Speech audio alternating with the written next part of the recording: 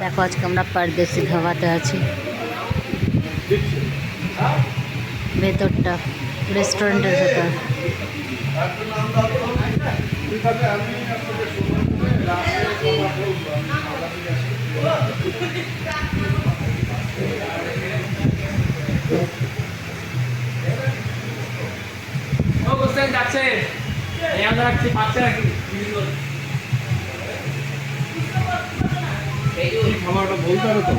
Menu card আসবে তো, আসছে ম্যাডাম লাঞ্চের আইটেম নেবেন, স্ন্যাক্স নেবেন?